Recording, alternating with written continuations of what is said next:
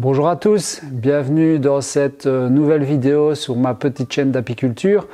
Donc cette vidéo, comme vous l'avez vu sur la miniature, est dédiée au matériel nécessaire pour débuter en apiculture. Alors je rappelle, je suis débutant, je vais entamer ma 3e saison d'apiculture et c'est important pour moi de finalement commencer cette chaîne par le commencement et donc par le matériel nécessaire et comment est-ce que moi finalement j'ai avancé et évolué. Donc n'hésitez pas à critiquer dans les commentaires ou en tout cas argumenter si j'avais oublié des choses, etc. Le but c'est vraiment de faire évoluer ma méthodologie en termes d'apiculture. Je n'ai aucune prétention, j'aurais juste voulu avoir une chaîne de ce type quand moi je me suis lancé avec des fois toutes les informations nécessaires pour me permettre de pouvoir avoir toutes les données en main pour avancer d'une manière concrète et sans mauvaise surprise. Donc la première chose à savoir, à mon sens, c'est que pour débuter en apiculture, il faut se former. Donc moi, j'ai suivi le cursus scolaire ici à l'école Rucher de Huy. Après, il y a d'autres écoles, il y a Fernelmont, il y a Andenne, je pense, etc., etc. Donc ça, je vous invite à regarder dans votre région quel type d'école il y a. En France également, j'imagine qu'il doit y avoir des écoles apicoles et normalement, on doit avoir suivi une formation. Ensuite, il faut faire une déclaration classe 3 à sa commune pour dire que nous avons un rucher et donc déclarer le fait qu'on a un établissement à risque donc qui est établi en classe 3 en Belgique.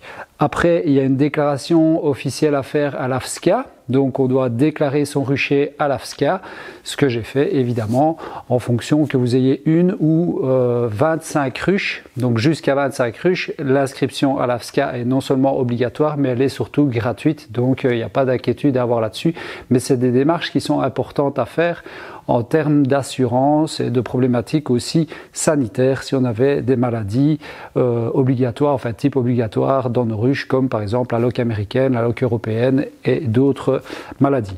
Donc ça c'est le premier volet. Deuxième volet, moi je vous conseille d'acheter aussi de la littérature qui va vous permettre d'évoluer dans votre dans votre cheminement sur l'apiculture. Alors j'ai sélectionné pour moi 4 livres qui sont totalement indispensables. Il y en a d'autres. Moi, je pense que je suis à 48 livres aujourd'hui d'acheter et de lus. Donc, j'aurais pu vous en montrer d'autres. Mais pour moi, ceux-là sont vraiment indispensables. Donc, le premier livre que j'ai, c'est Être performant en apiculture d'Hubert Guérilla. Donc ça, c'est un bouquin qu'un Belge a écrit, très bien fait. Il reprend un petit peu toutes les l'utilisation et comment maintenir une apiculture en fonction des saisons, en fonction de ses connaissances. Et c'est un bouquin, je vais dire, qu'on peut conserver et utiliser comme ligne de conduite régulièrement quand on a des questions qu'on se pose ou on arrive sur des situations qu'on ne connaissait pas, etc. C'est toujours très intéressant. Le deuxième livre, pour moi, indispensable, c'est La maladie des abeilles ou Maladie des abeilles. C'est un bouquin qui est à la base, très bien fait, mais qui est aussi prévu pour les vétérinaires a priori. Donc vraiment très intéressant et très bien écrit, très facile à lire. Donc ça, pour moi, indispensable aussi. Je l'ai acheté récemment et si j'avais su, je l'aurais acheté plus tôt. Ensuite, il y a un autre bouquin qui s'appelle L'apiculture écologique de A à Z pour les personnes qui s'intéresseraient plutôt à une apiculture sur les ruches Waret. Donc c'est vraiment destiné à la ruche Waret. Pareil, pour vous donner une autre vision de l'apiculture qu'on peut souvent avoir dans les écoles qui sont souvent menées sur des ruches d'Adam 10 cadres. Donc pour les personnes qui sont novices comme moi, puisque la chaîne elle est quand même prévue pour ces gens-là, il y a plusieurs types de ruches évidemment. Donc il y a des ruches Waret qui sont d'un volume un petit peu plus petit en termes d'éléments, avec une conduite un petit peu plus naturelle en tout cas. C'est ce qu'ils disent, mais je pense qu'il y a moyen de faire de l'apiculture naturelle dans toutes les ruches. Finalement, c'est un petit peu la manière dont on gère ces ruches. Ça reste mon avis. Mais voilà, un livre super intéressant qui ouvre d'autres perspectives pour les gens qui voudraient faire une apiculture sur les Waret Et alors un bouquin que je trouve vraiment très génial, qui est très complet et qui est très facile justement pour se mettre dans le vif du sujet en termes d'apiculture et de comprendre les subtilités d'une manière très simple, pas simpliste mais très simple, c'est l'apiculture en bande dessinée. C'est chez les éditions Rustica et c'est Yves Gustin qu'il a écrit. C'est vraiment un bouquin génial pour vraiment se préparer à l'apiculture. C'est vraiment génial et tout est repris dedans. Donc ça, c'était pour moi la première chose à faire, c'est se former, s'inscrire, etc. et avoir des bouquins pour continuer justement à se former. Alors là, on va parler vraiment, donc on va rentrer dans le vif du sujet, du matériel nécessaire minimum, en tout cas à mon sens, pour pouvoir débuter et ne pas avoir de mauvaises surprises et pouvoir justement gérer ses abeilles correctement. Allez, c'est parti. Alors, donc première chose à avoir, donc vous avez votre formation et pour pouvoir aller au rucher école, donc dans les ruches même, vous avez besoin d'une tenue d'apiculture. Alors, 2 paires de gants, pour moi c'est vraiment le minimum, c'est-à-dire que si vous avez 2 ruches chez vous et vous allez au rucher école, vous prenez une paire de gants pour le rucher école et une paire de gants pour chez vous, pour éviter la propagation des maladies d'une part, et comme ça vous êtes certain d'avoir une hygiène correcte au niveau de vos ruches. Donc 2 paires de gants, d'accord?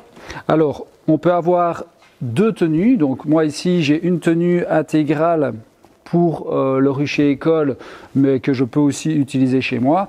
Et j'ai une deuxième tenue, donc qui est, elle, juste une blouse quand je dois aller faire une action rapide, par exemple aller nourrir les abeilles ou ce genre de choses.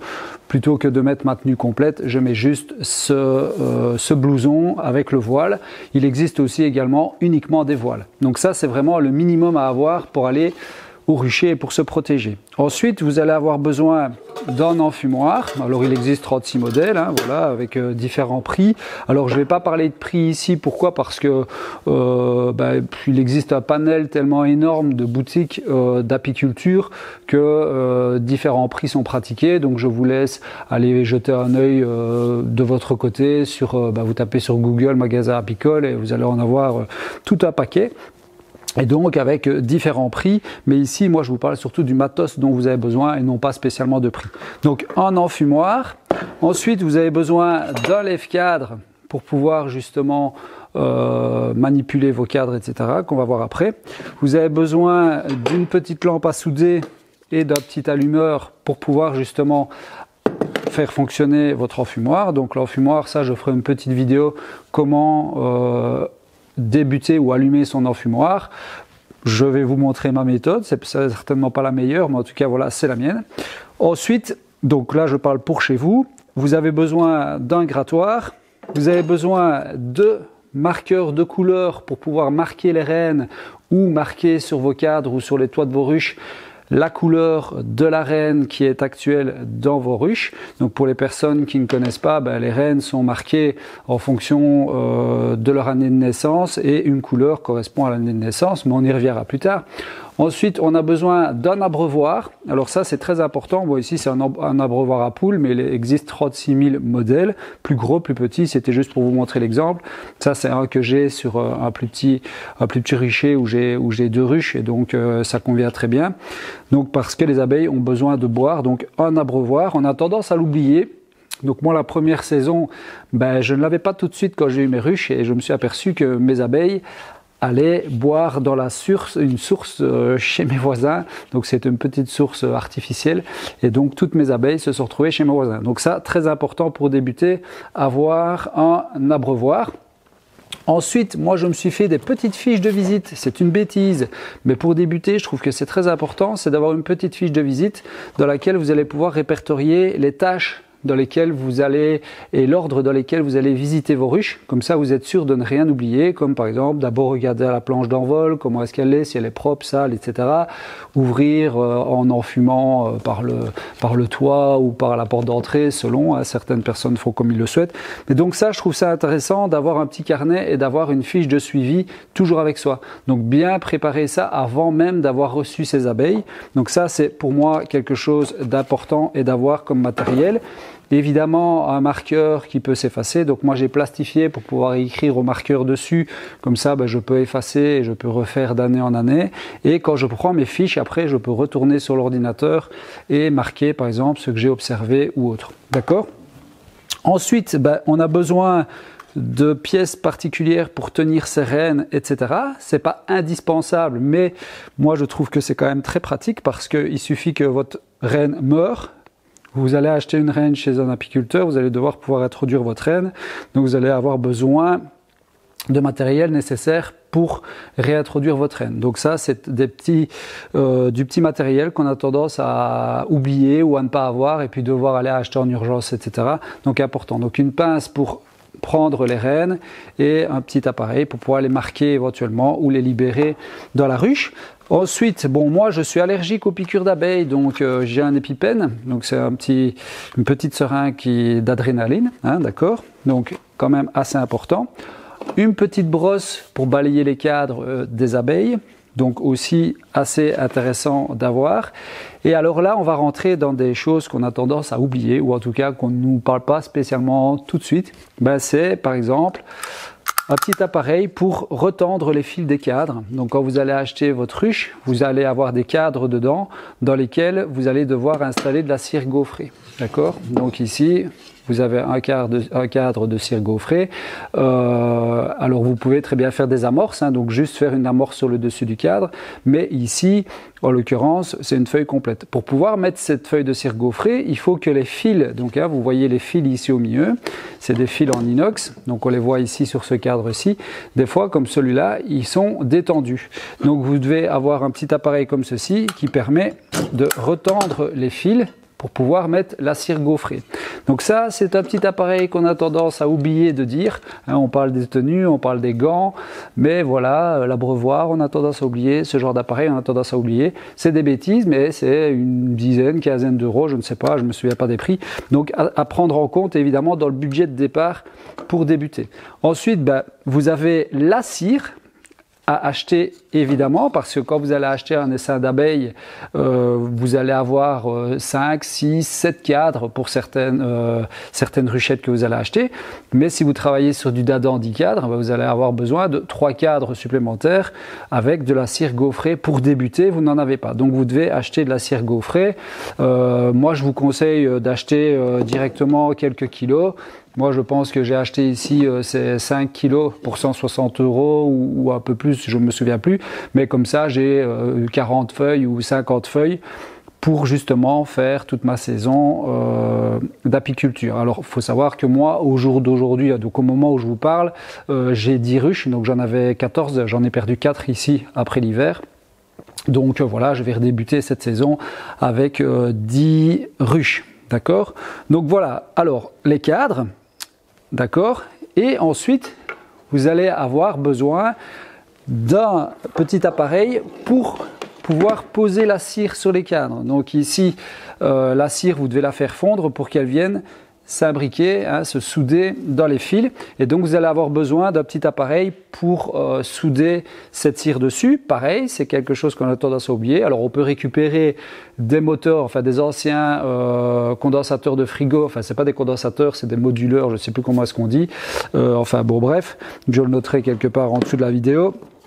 Et puis alors, moi, ce que j'ai fait, c'est j'ai récupéré un ancien chargeur d'ordinateur portable et je vous ferai une petite vidéo pour vous expliquer comment est-ce que j'ai procédé. Donc ça, je l'ai, il est dans la miellerie et celui-ci, c'est encore un vieux, donc je referai la petite vidéo de démonstration comment modifier votre chargeur d'ordinateur portable pour en faire un soudeur de cire. Voilà, comme ça vous évite aussi peut-être des frais. Ensuite, il vous faudra un petit pèse-valise bien pratique pour pouvoir peser vos ruches. Donc c'est des bêtises, mais c'est important à avoir également parce qu'avant l'hiver, vous allez devoir peser vos ruches pour savoir si vos ruches ont suffisamment de réserve. Et donc, pour cette raison, et je ferai une vidéo quand je mettrai cette ruche-ci en place, donc la ruche que j'ai montrée la semaine dernière, donc la ruche didactique. L'intérêt, c'est de connaître le poids de sa ruche à vide avant même de commencer la saison ou avant même de commencer l'apiculture. Vous connaissez le poids de votre matériel et donc automatiquement, vous connaissez le poids que votre ruche doit peser avant hivernage, c'est-à-dire la ruche vide plus la cire plus les abeilles. Et à partir de là, vous savez la quantité de nourriture que votre ruche a pour passer l'hiver. Ok? Allez, maintenant on va passer dans le vif du sujet en termes de matériel pour les abeilles. C'est parti.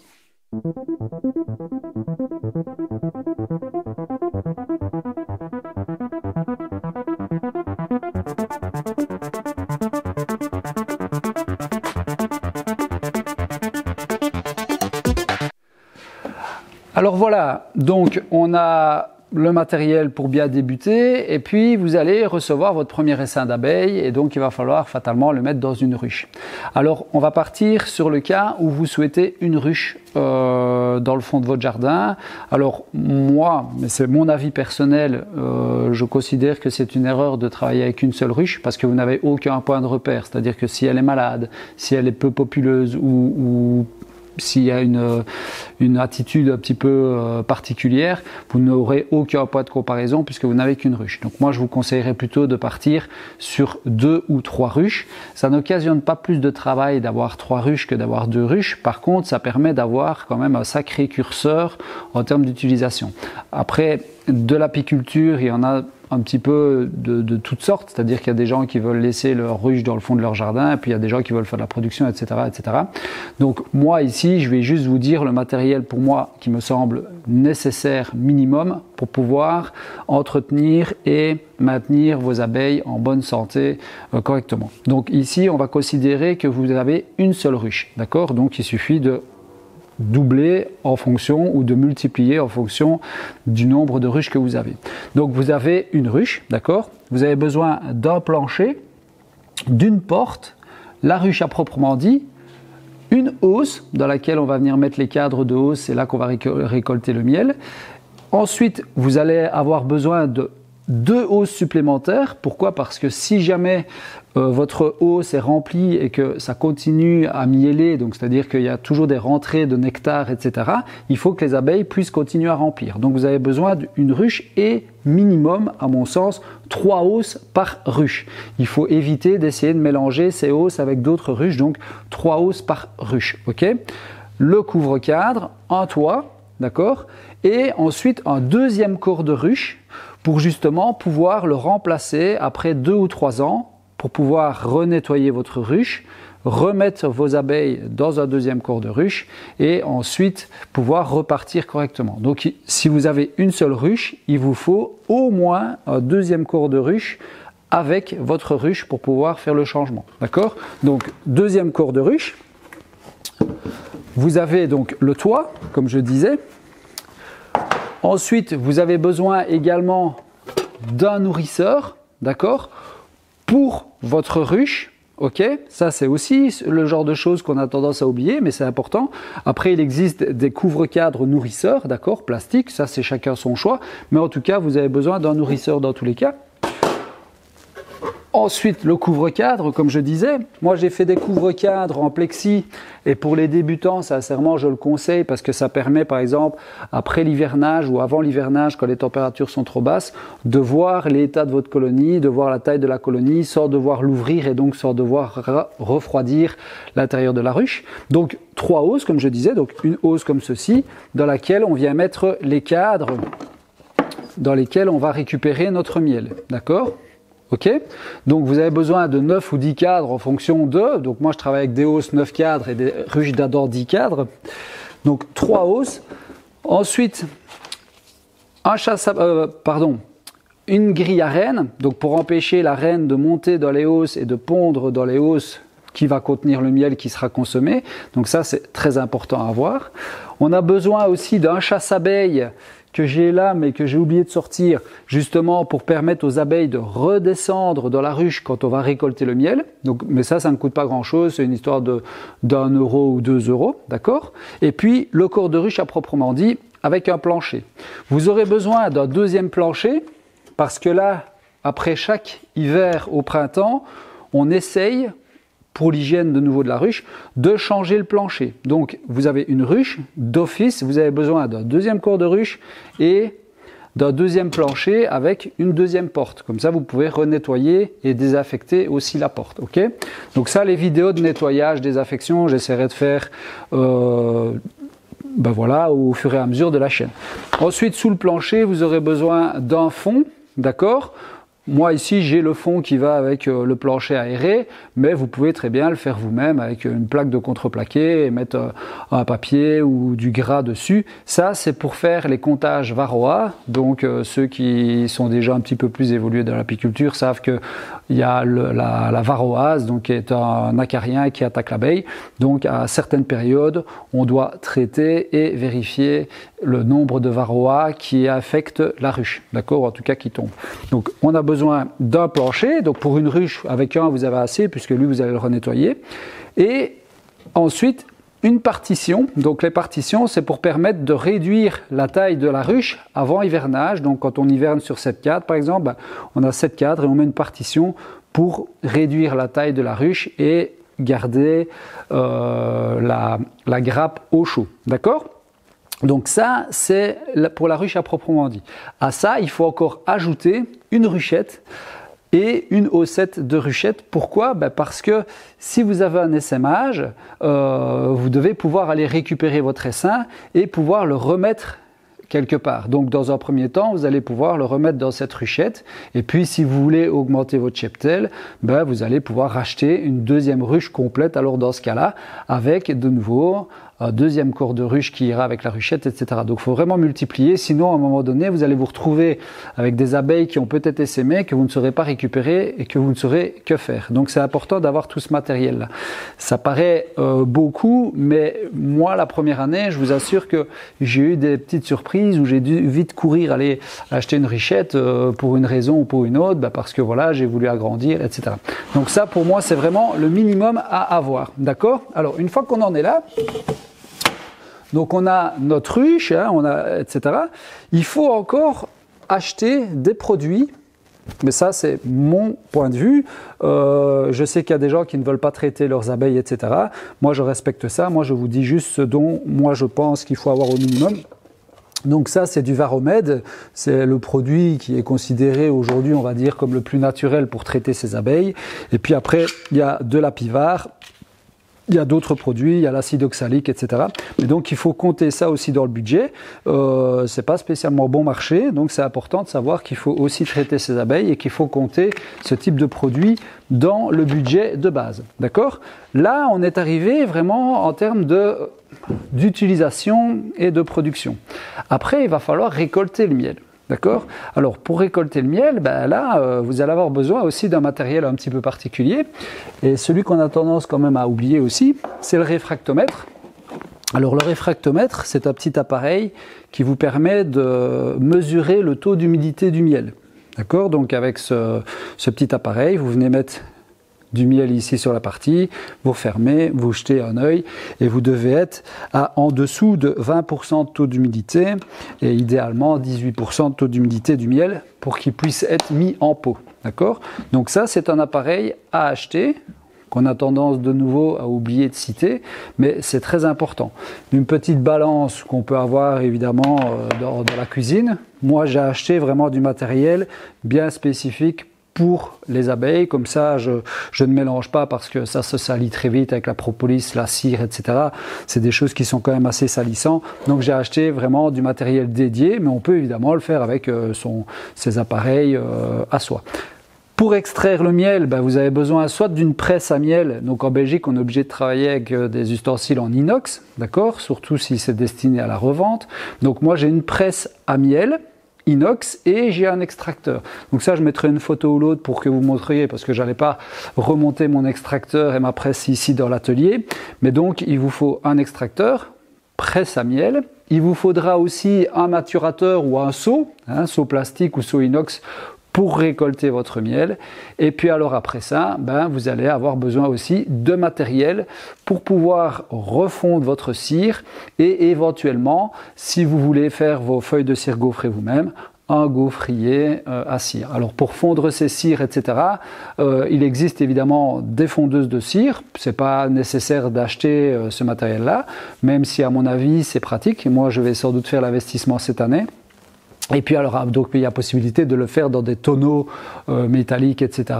Mais je trouve que c'est pas spécialement pratique pour récupérer. Et des bacs à nettoyer, donc des bacs plastiques ou métalliques, pareil, pour nettoyer son matériel parce qu'il faut entretenir tout ça. Et ça, par exemple, la première année, c'est quelque chose, en tout cas pour ma part, que j'ai sous-estimé en termes de taille. Parce que quand vous devez nettoyer tout ce qui est grille à rennes, fond de ruche, plancher de ruche, etc., il faut quand même quelque chose d'assez conséquent pour pouvoir nettoyer ça correctement. Donc il faut penser à ça, c'est important. C'est des bêtises, mais voilà. Je pense que j'ai plus ou moins fait le tour. Il y a évidemment d'autres matériels plus spécifiques en termes d'élevage, etc. Mais ça, j'y reviendrai dans d'autres vidéos. Je pense avoir fait vraiment le tour de tout le matos dont on a besoin. C'est déjà pas mal, il y a quand même pas mal de choses.